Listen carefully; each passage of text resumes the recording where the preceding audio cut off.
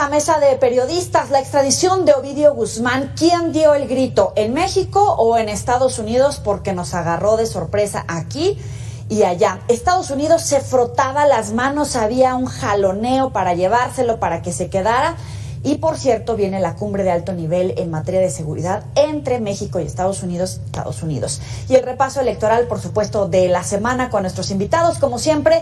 Me da mucho gusto saludar y le doy la bienvenida a Salvador Frausto, director de investigación de Milenio, Roberto Roch, director general del equipo del Grupo de la Silla Rota, Leticia Robles de la Rosa, articulista y reportera de Excelsior. Gracias a los tres por estar con nosotros. Bienvenidos. Muy buenas tardes, saludos. Primero que nada, coinciden con el caso de Ovidio. Salvador, Ovidio Guzmán, el regalo del 15, ¿dónde se dio el grito aquí y allá? ¿Cómo lo viste? Sí, bueno, pues vimos un operativo muy coordinado entre las autoridades de Estados Unidos y las autoridades mexicanas.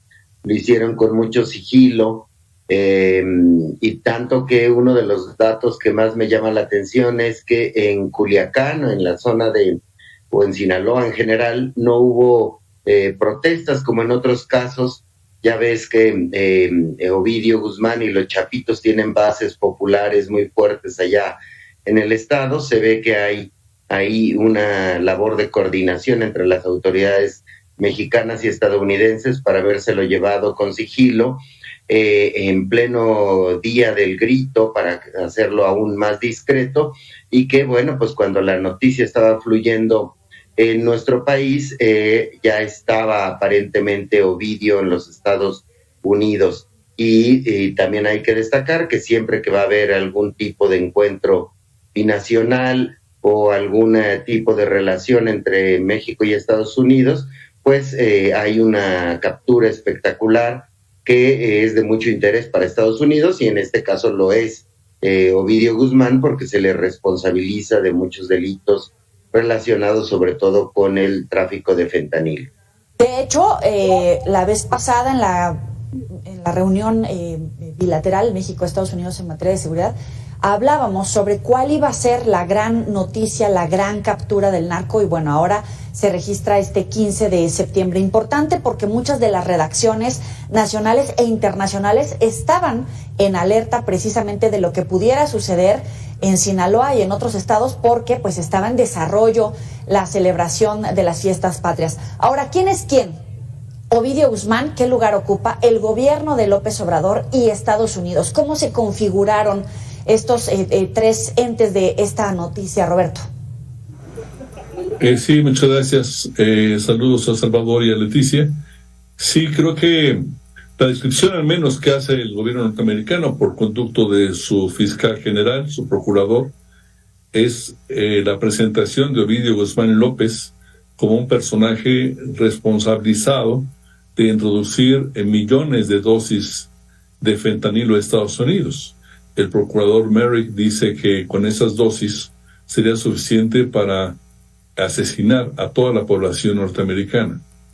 El reporte, su expediente, que se ha ido dando a conocer, da cuenta de que Ovidio introdujo drogas, en particular fentanilo, por cuanto canal uno pueda imaginarse, por mar, por tierra, por avión.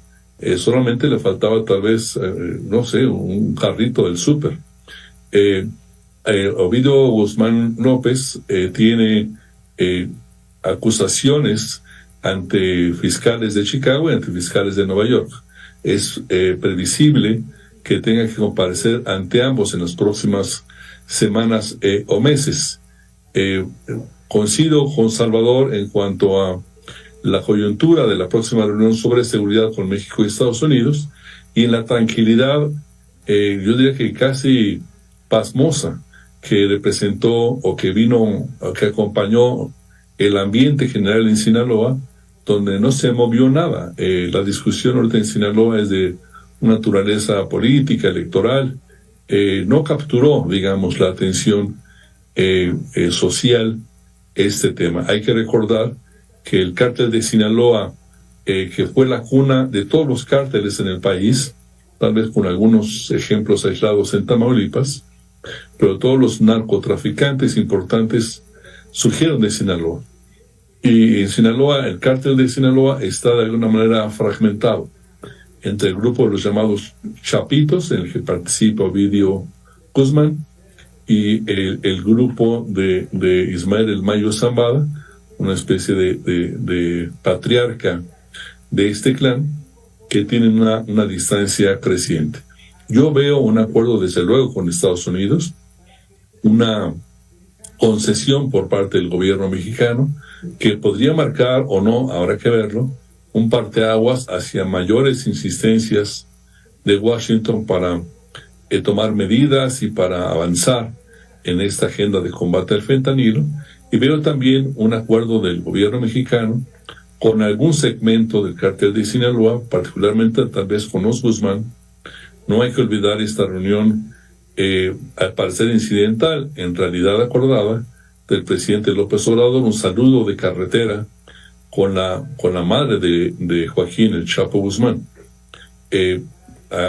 Yo creo entender un diálogo ahí, una interlocución que debió haberse puesto en funcionamiento ahora para que no hubiera disturbios ante la entrega ante la justicia norteamericana del hijo del Chapo.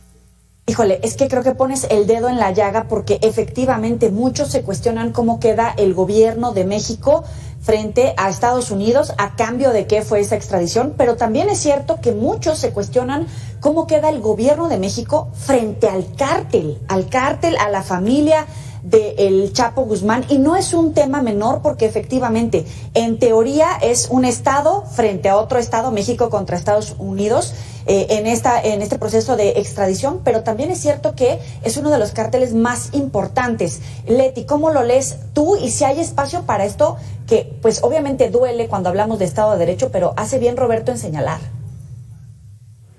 Sí, mira, yo creo que para un fenómeno como es el narcotráfico, con el combate multinacional que requiere y que se ha dado, por ejemplo, desde hace ya 10 años en esta zona de Norteamérica, entre México y Estados Unidos, pues yo creo que no podemos leer los fenómenos como aislados. Creo que la relación bilateral es múltiple o multifacética, tiene varios aspectos, y yo creo que no debemos de olvidar, la liberación anticipada de Emma Coronel, relacionada también con el cártel. A mí no me parecería extraño que en esta negociación entrara también la recategorización de México a nivel 1, a nivel aeroportuario, para que pudieran ya los vuelos entre ambas naciones ya no tener mayores problemas. Y esta entrega, que me parece es pues la antesala de lo que Estados Unidos, desde mi punto de vista, está tratando de decir al gobierno de México: sí cooperamos, sí estamos de acuerdo contigo, hay un respaldo, pero nosotros tenemos una prioridad, que es el fentanilo. Y tenemos una prioridad de combate a cárteles, y necesitamos restablecer nuestra relación en el combate al crimen organizado, que, recordemos, se cortó con esta reforma en la cual ya no se permite el ingreso de los agentes de la DEA o del FBI o de alguna otra agencia de los Estados Unidos, si no es aprobada personalmente por el presidente de la República o por alguien a quien el presidente de la República decida. Entonces creo que esto que está ocurriendo, que recordemos también que hace unos días la DEA informó que participó en la detención del Chapito, que participó también en la primera detención frustrada.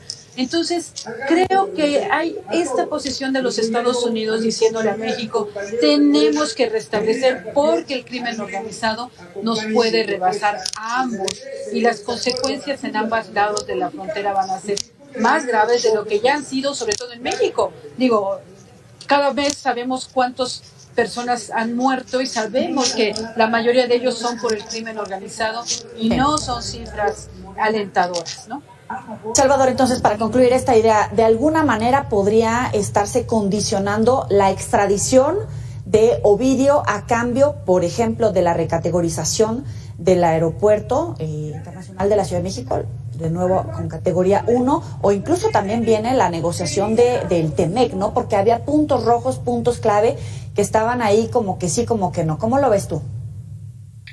Bueno, desconozco si hay ese tipo de negociación, pero sí se ve una negociación muy fuerte que me parece incluso positiva entre ambos gobiernos, y la operación incluso que se llevó a cabo en Sinaloa me parece consustancial a este tipo de operativos, es decir, algún tipo de mensaje hacia los grupos criminales que respaldan a los Chapitos o a Ovidio Guzmán para mantener calma en Sinaloa. Me parece que tiene que ser parte o ha sido parte de este tipo de operativos para mantener ciertos controles. Sin duda debe haber otro tipo de negociaciones entre el gobierno de México y de Estados Unidos.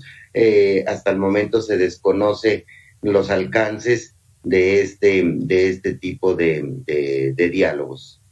Leti, en este contexto, aprovechando el caso Ayotzinapa y la posibilidad de la apertura de chats en Estados Unidos, nuevamente estaría provocando un tema de agenda desde México en Estados Unidos en materia de seguridad, donde ha sido un reclamo permanente que se esclarezca el caso Ayotzinapa. ¿Qué consecuencia puede tener que surja esto? Bueno, yo creo que la consecuencia natural o la que mucha gente desea es que por fin se establezca qué es lo que ocurrió. Para mi punto de vista, todo lo que se ha hecho en este sexenio no es otra cosa más que confirmar lo que el sexenio pasado se supo, que un grupo de personas del crimen organizado, confabuladas con policías locales de 2 municipios en Guerrero, pues se pusieron de acuerdo para torturar y desaparecer a estos jóvenes, con implicaciones que tienen muchas aristas.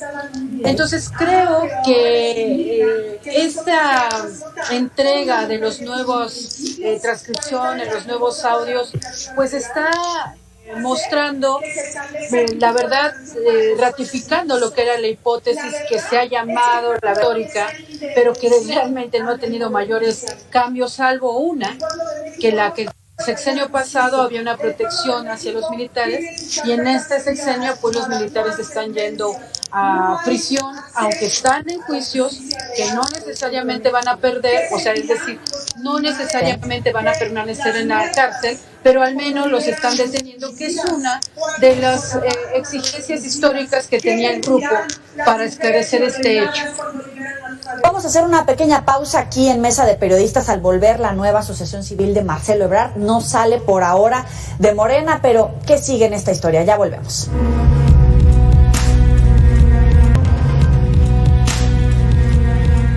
Gracias por continuar en Mesa de Periodistas. Comienza la batalla entre el grupo de Claudia Sheinbaum y el de los perdedores de cara al próximo gobierno.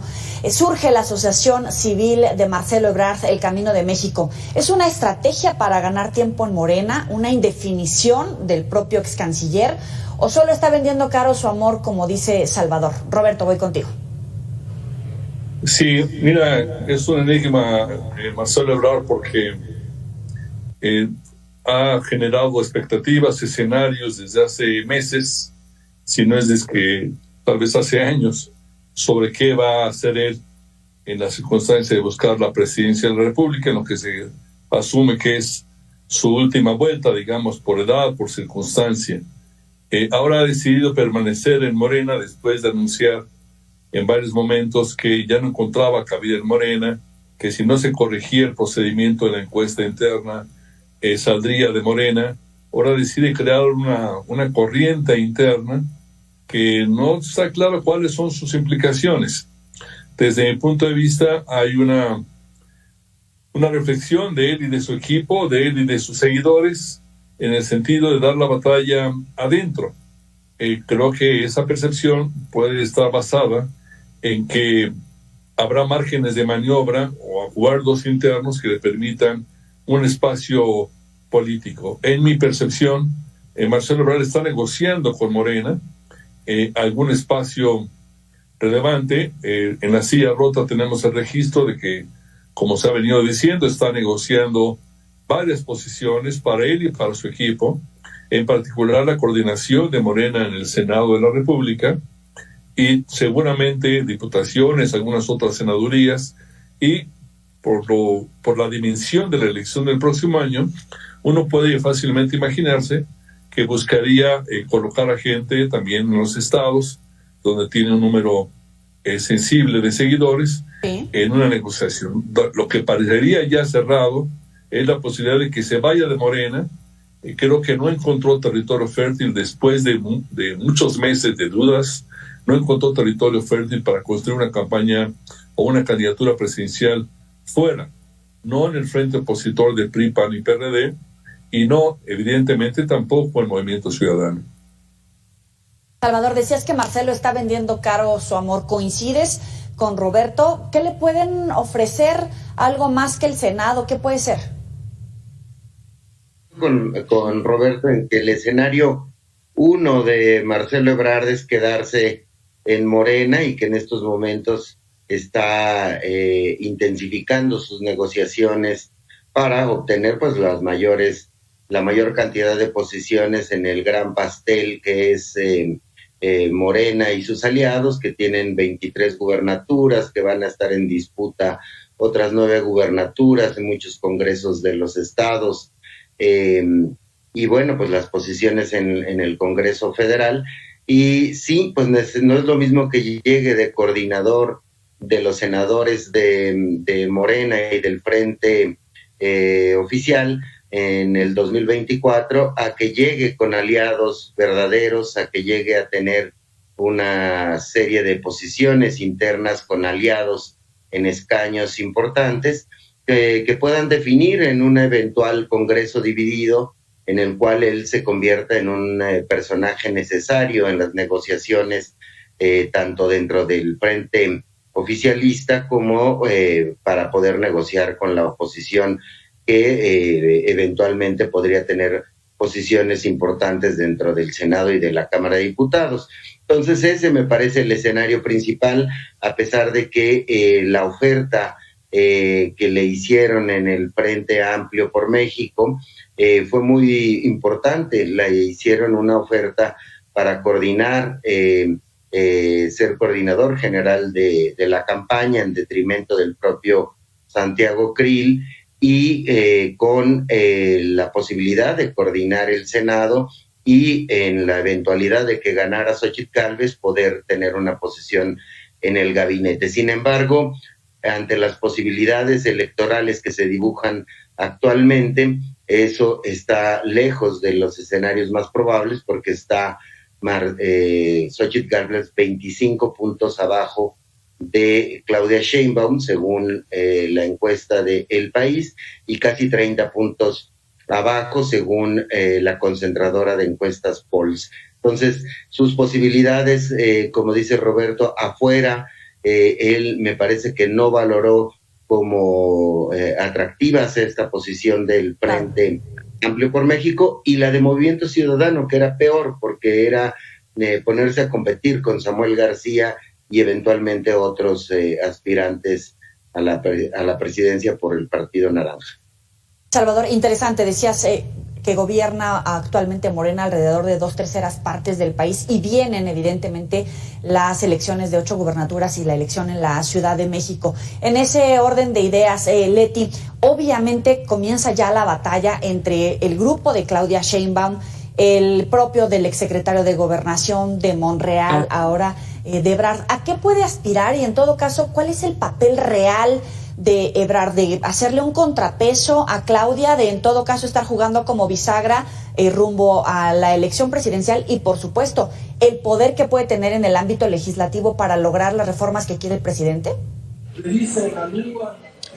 Fíjate que cuando un presidente de la República o un candidato a presidente de la República diseña junto con el partido quién va a ir al Senado, quién va a ir a la Cámara, tiene que pensar en personas con las que confía.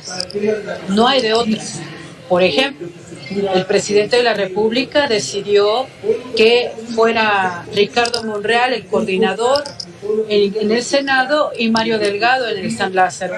Enrique Peña Nieto se decidió que fuera Emilio Gamboa en el Senado, Mario Fabio Beltrones es la primera etapa en Cámara de Diputados. ¿Por qué? Porque tú necesitas tener una interlocución. Tus legisladores, tus líderes parlamentarios son tus dos brazos ejecutores en el legislativo. Yo quiero preguntar, ¿cuánta confianza puede tener Claudia Sheinbaum en Marcelo Ebrard después de un proceso interno en el que Marcelo se le fue a la yugular a Claudia? ¿Cómo le puedes decir a alguien que de entrada tú sabes que no es de tu grupo, decirle, por ponerles un ejemplo, ayúdame a imponer a un ministro de la Corte? ¿Realmente le va a tener confianza y no pensará que en algún momento Marcelo haga una negociación con la oposición porque a él no le gusta esa persona a la que ellos están proponiendo para la Corte? El mundo del poder legislativo es muy complejo y requiere de construcción de acuerdos constantemente. A veces tu propia bancada se te sube a las barbas.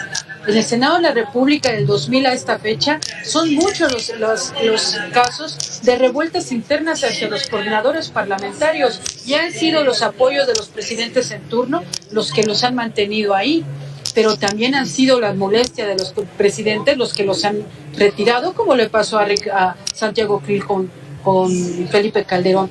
Pero a lo que voy es a esto. Yo, la verdad, estoy leyendo una actitud distinta. Coincido con lo que dicen, por supuesto, pero también lo veo desde otra perspectiva. Creo que Marcelo Ebrard se acobardó en el último momento para romper, no con el Morena, para romper con López Obrador. Le faltó el valor que también le faltó a Ricardo Monreal para romper con López Obrador, porque hoy lo que le está pasando a Marcelo le pasó el año pasado, perdónenme el pleonasmo, le pasó el año pasado a Monreal, que estaba a punto de irse y de repente dijo me quedo. Y creo que ambos han mostrado, vienen del mismo PRI. Ambos, cuando fueron jóvenes, tuvieron el valor de romper con el PRI. ¿Pero es cobardía o un cálculo político sano de que no les va a dar a nadie para enfrentarse al presidente, particularmente Andrés Manuel? Pero tampoco les daba cuando ellos decidieron enfrentar al PRI, perdóname. O sea, el PRI era mucho más poderoso de lo que hoy es Morena. Y Monreal rompió con ellos y 2 meses después le ganó la gubernatura de Zacatecas. Y Marcelo no fue él en lo personal, sino Manuel Camacho Solís, a un priismo bastante poderoso. Y se fueron a un partido chiquitititito, PCE, algo así se llamaba, que solamente tenía presencia en la Ciudad de México. Pero ese valor que tuvieron cuando eran jóvenes, hoy les faltó, hoy ven otra perspectiva, me imagino. No es lo mismo tener 40 años y tener expectativas a tener 60 y tantos y pensar que ya estás en la última etapa de tu vida activa política, ¿no? Para cerrar un minuto, Roberto, ¿coincides con Leti? Tal vez en algunas cosas, en otras no. Yo creo que las posiciones en el Senado son productos de equilibrio de poder dentro de un grupo político. Podría citar varios casos en los que el coordinador del Senado o de la Cámara de Diputados no gozaba de las confianzas plenas, no era incondicional del presidente. Estoy pensando en Diego Fernández de Ceballos con Felipe Calderón, por ejemplo. Yo creo que Ricardo Monreal no es un incondicional del presidente López Obrador. Representaba un polo de poder dentro de Morena, es un negociador hábil, un político diestro, y eso condicionó su designación en una negociación con el presidente de la República que empezó cuando Ricardo Monreal no pudo alcanzar la candidatura a la jefatura de gobierno de la Ciudad de México. Creo que hay una circunstancia en este momento en la configuración de nuevos equilibrios de poder donde Claudia Sheinbaum está dirimiendo cómo va a lograr una gobernabilidad dentro de su gestión. Y uno de los focos de contrapeso que puede representar y que creo que Claudia Sheinbaum ya está viendo es el manejo del partido, el manejo de Morena. Claudia Sheinbaum, desde los reportes que tenemos en la Silla Rota, le ha pedido a Mario Delgado la incomodísima circunstancia de que no se separe todavía del partido, porque no lo quiere ceder a otro grupo de Morena que está representado por Adán Augusto López.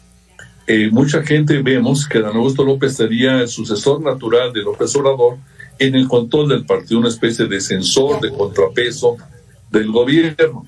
Entonces hay que jugar con esos escenarios, y si Adán Augusto va a estar empujando para controlar el partido y Marcelo Ebrard se quiere quedar en el partido para crear una corriente interna, yo podría suponer que a lo mejor están conversando Marcelo y Adán Augusto. Habría que verlo. Bien. Salvador, 20 segundos. Claudia ha marcado el camino, es integrar a las corcholatas en su juego político hacia la sucesión. Ya integró algunos y está por definirse pues la dirigencia de Morena y quién se perfila hacia la coordinación del Senado, pero ella ya indicó que la jugada es incluir a las corcholatas. Salvador Frausto, director de investigación de Milenio; Roberto Roch, director general del grupo La Silla Rota; Leticia Robles de la Rosa, articulista y reportera de Excelsior. Gracias por estar aquí en la mesa de periodistas. Gracias a ustedes, hasta la próxima. Nos vemos la próxima.